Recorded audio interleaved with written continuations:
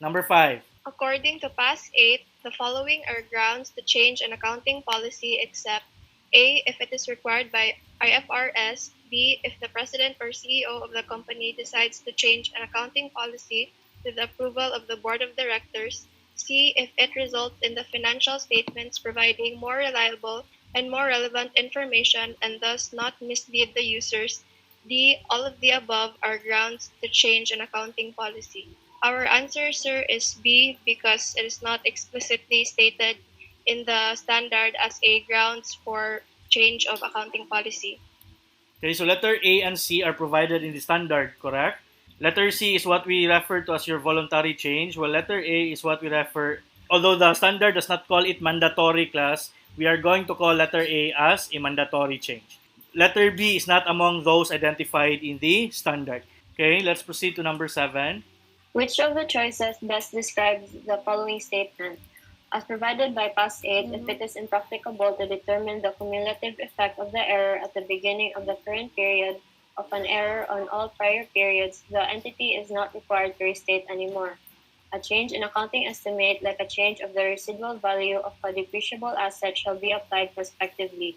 The first statement is false because the entity is still required to restate by restating the opening balances of assets, liabilities, and equity for the earliest period for which retrospective restatement is practicable, and the second statement is true because a change in accounting estimate is shall be applied prospectively. Okay, so that's correct, class.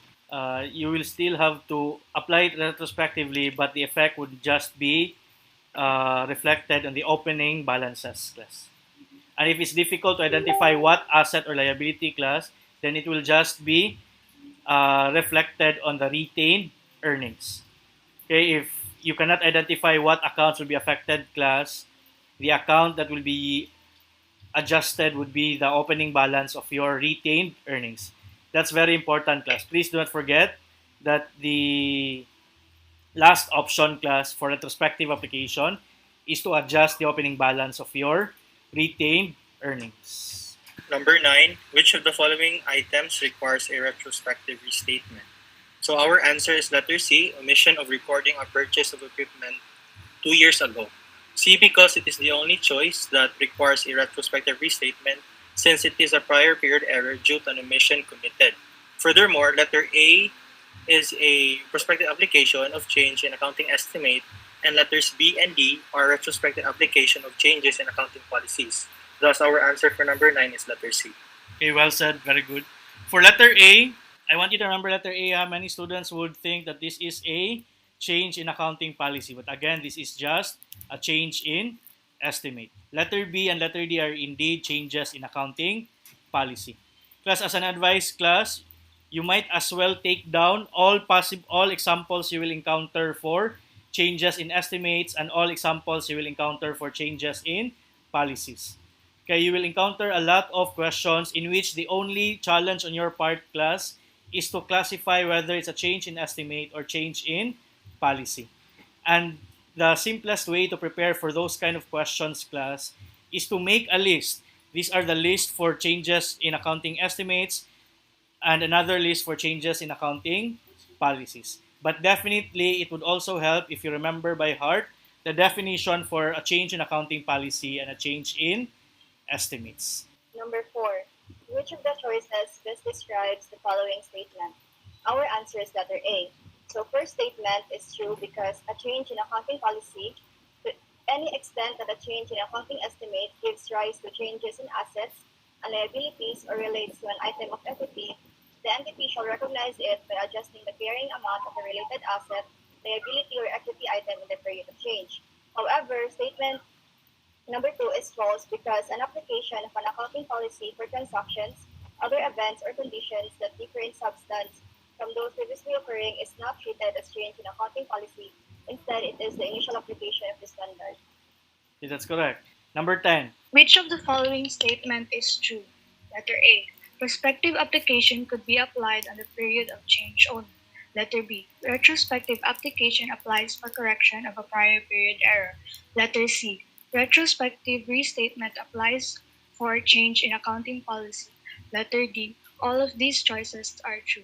Our answer is letter A. Prospective application could be applied on the period of change only if the change does not affect the future.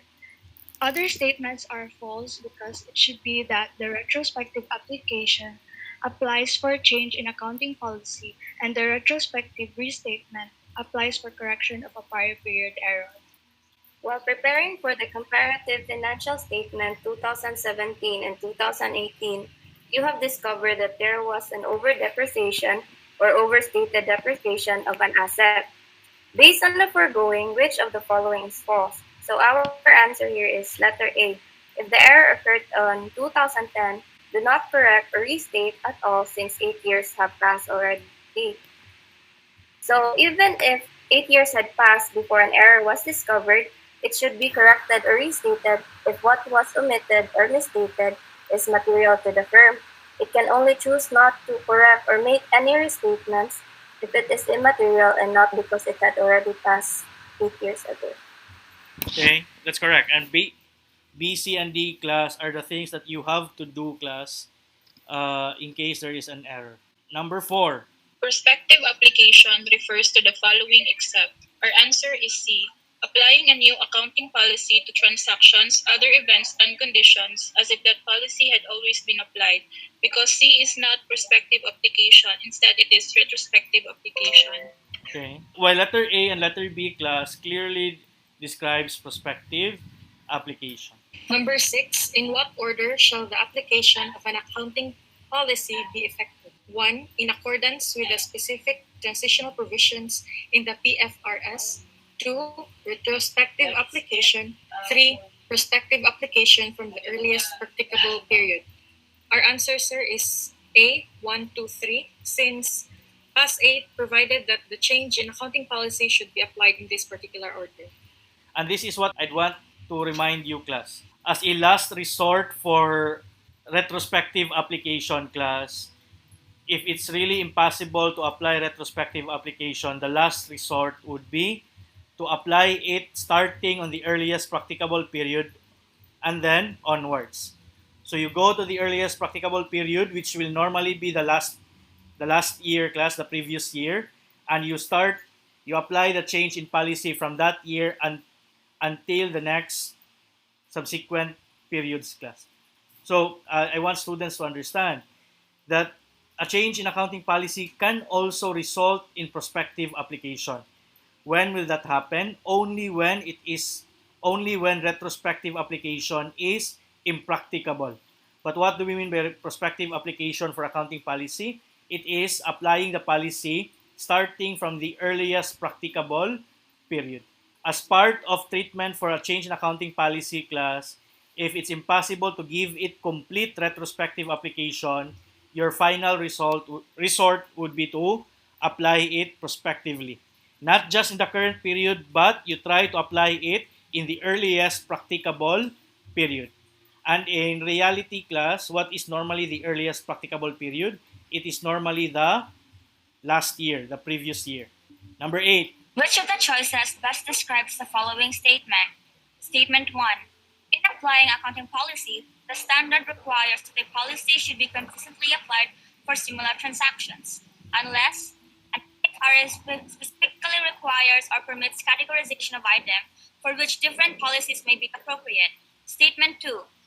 An early adoption of an accounting standard is a voluntary application, and thus the entity does not have to comply with the transition provisions of the set standard.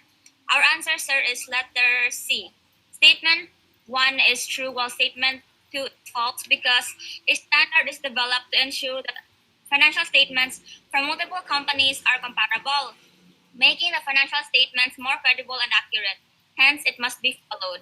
Additionally, if there are changes in the standards, it should also be applied if it makes that information more relevant and reliable.